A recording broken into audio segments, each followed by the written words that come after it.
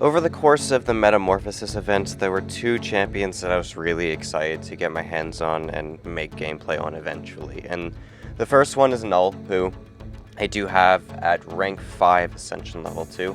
I made a little bit of gameplay of him on the beta at rank 4 Ascension level 2 and stuff, but before we get into like rank 5 Null on the beta, not on the beta, but rank 5 Null on my live server with Ascension as well, I wanted to make content on rank 4 Ascended White Tiger, because this was the other champion I was really excited to get, because I used to play a good bit of White Tiger. There's like a month or two on my channel where I actually put out a decent bit of White Tiger gameplay of her at rank 3, and now that she is rank 4 and ascendable, it turns out I was excited to get her again. And the weird thing is, like, the Ascension doesn't really fix a lot of the issues that you might have with White Tiger, because her damage has always been cracked. Like, that's been the best thing about the character, is how hard she hits. But the Ascension makes her hit even harder, which is still pretty good, right? It's just, she's a very weird Mystic. She might be one of the weirdest Mystics in the entire game, and that's both a good thing and, of course, a bad thing at the same time, because if you're a Mystic that weird, you might have a hard time countering a lot of the threats that Cosmics have nowadays. But she also just has so many cool things that are just very interesting, and we're gonna go start against this Red Goblin in the Crucible, which is to show off more of just her basic rotation and stuff. And yeah, she hits very hard, as you can see. Like, the damage rotation that we go for pretty much always is going to be special 1, and then go for the special 2. So I kind of just do alternate like, I do 2 of each special, where I'll go for 2 SP1s, then 2 SP2s, then just keep alternating that until the defender's dead. But she also has a power control rotation, which we'll get to later, where you just start spamming special 1s, which is also really good. Anyway, so there's Red Goblin down in 41 seconds. That was about 850,000 health, I believe. And we're gonna go hop on the beta. I only have the beta for a few fights, just to show some basic BGs looking fights. And then we'll hop back on the live server some more endgame content with White Tiger. And first is gonna be against Dark Phoenix. She can work for pretty much all of the meta threats in the Cosmic class. Dark Phoenix is the only one I'm gonna show in this video. I'm gonna do an ultimate showcase of White Tiger at rank 4 Ascension later on, where we'll have some more of that. She does all of the defenders. She doesn't necessarily do them great, though, which is, of course, a problem, right? 'Cause that means she is going to feel a lot worse than some other Mystics at fighting Cosmic threats. But you can make her work for all of them, which is certainly something. It's just not really a top 5 pick for any of those matchups. But against Dark Phoenix tier, one of the nice advantages you get is when you place that bleed on the opponent, it's going to basically siphon all of the regen that they get and bring it back to White Tiger. So all that damage I'm taking from the Nova Flame, while that bleed's active, I'm getting that healing back, so I'm not really taking a lot of Nova Flame damage. Of course, we still finish at 89% health. It's not perfect, but it's still really good for topping off, or not topping off, but sustaining a little bit of healing towards the end of that fight. Now we're going to go fight Solvark. And White Tiger is a Mystic who does all physical damage, which is very, very rare in the Mystic class, which is pretty cool. And then also, against Solvark, this guy is insanely tanky. He's got his armors, and when he has an armor, he reduces our crit penetration by, like, I don't know how much, but it's a hell of a lot, and your crits just feel so much worse. And we're still going to kill this guy in just over 60 seconds, even with all of that going against us, because yeah, our crits are feeling a lot worse than they should because of his crit pen reduction, but we also just hit ridiculously hard. And if we keep doing that enough, he's eventually going to drop. We go for the special 2 there. He's also bleed immune, which sucks too. But I go for the next special 2, and then we can go for another special 1. I get on the stand-up right here, power steal a bunch, then get the Sig ability power gain, and then go for another special 2 into my, with my precision into the special 2, of course, to kill him. And that's Solvark, which, yeah, very, very good fight still. Oh, that was actually under 60 seconds. Okay, I surprised myself. I thought that was just over. Okay, now we're going to go fight Nico, and we're going to show off her power control a bit here. No, Nico is always able to drop a special. Like, if he drops it into hard block, obviously, that's a problem. But with White Tiger, you can basically make it to where the opponent never goes red, or if they do go red, you're going to power steal them immediately too, which is very, very strong power control utility still. Because yes, they can drop their special into their hard block, and sometimes that will happen. However, you still get some really nice power control of making sure they just don't drop a special 3.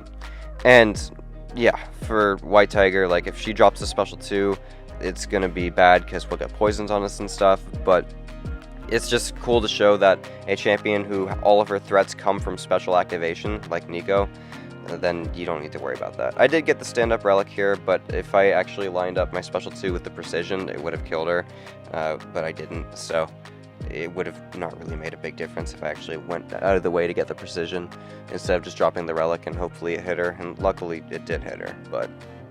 And now we're going to go fight Gorr in the Wheel of Fate quest, and this is going to show off some very obscure utility with White Tiger. Like I've said before, she just has some weird stuff that make her very unique in the Mystic class, in a pretty good way, but of course, like, if you go too far into uniqueness, then she's going to still struggle against what actually matters, right?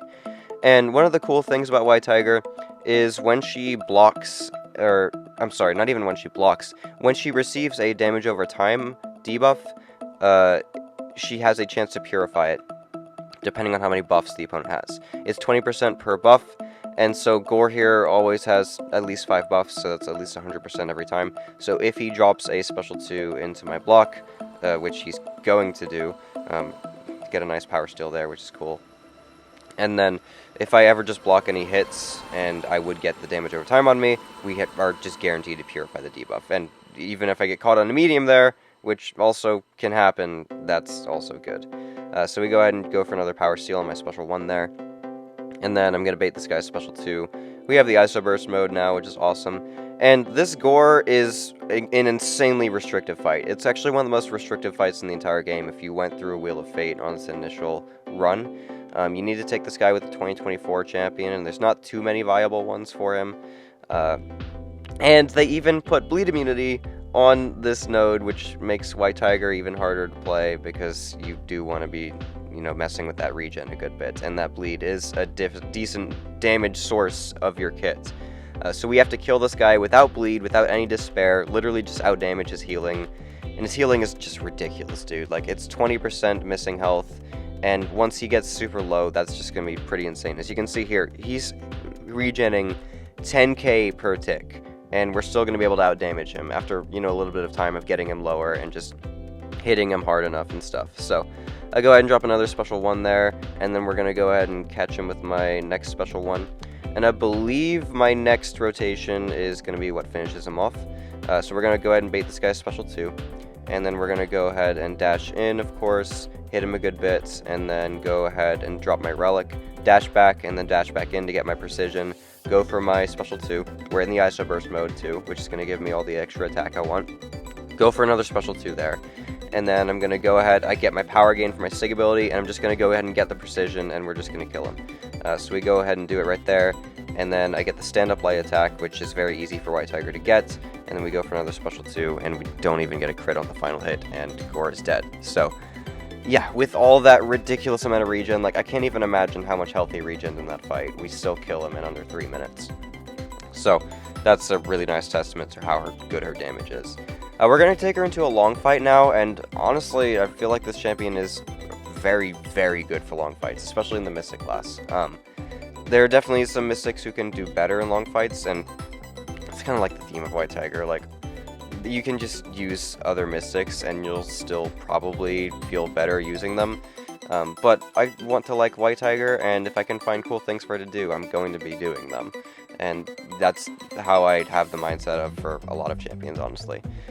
Because I don't think that she's a top 5 Mystic by any means. She might not even crack top 10, but I want to enjoy this character, and there's still some cool things I can show her doing. And one of them is this Odin fight, because her damage is crazy. We're going to take this guy down in under 4 minutes, which is very, very good for his 6.5 million health fight. So we're going to go ahead and bait this guy's special 2 after I drop one more special 1.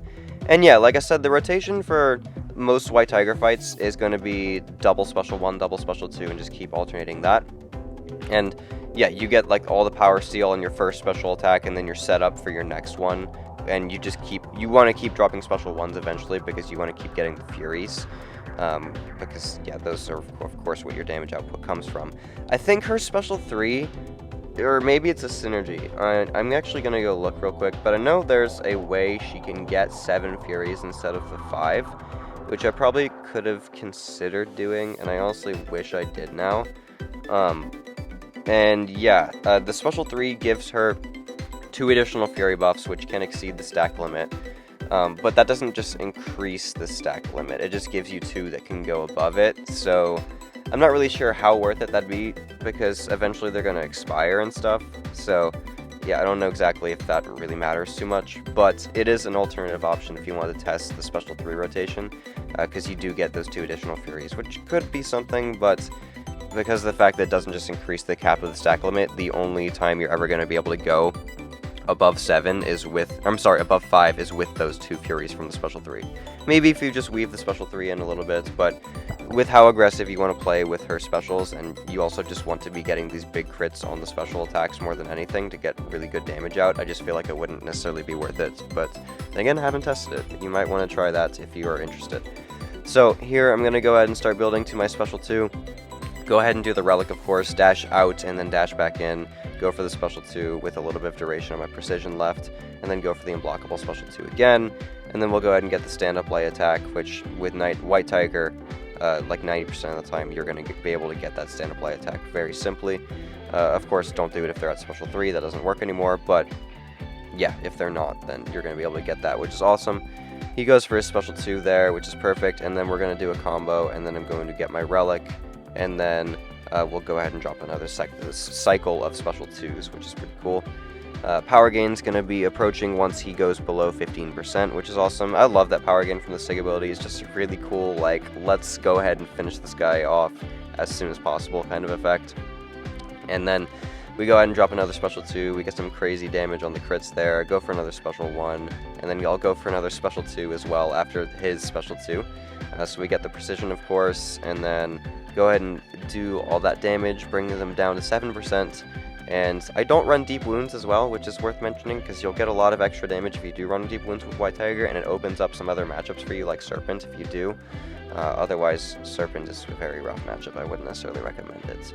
But that would be Necropolis Odin, and definitely be on the lookout for more White Tiger content coming from me. I'm planning on doing like another big batch of Ultimate Showcases. I don't know if they'll be ready this month, but I might start doing some of them this month. And I have a strong feeling White Tiger is going to be one of them.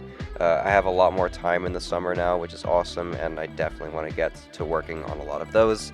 But yeah, I enjoy White Tiger a lot, so I want to be showing more cool things from her, and there's a lot of cool things I actually recorded that I didn't even put in this video yet to hopefully save them for that Ultimate Showcase type content. So anyway, thank you guys so much for watching the video. If you did enjoy, please consider hitting a like, sub, and hype on the video, and I'll see you in the next one.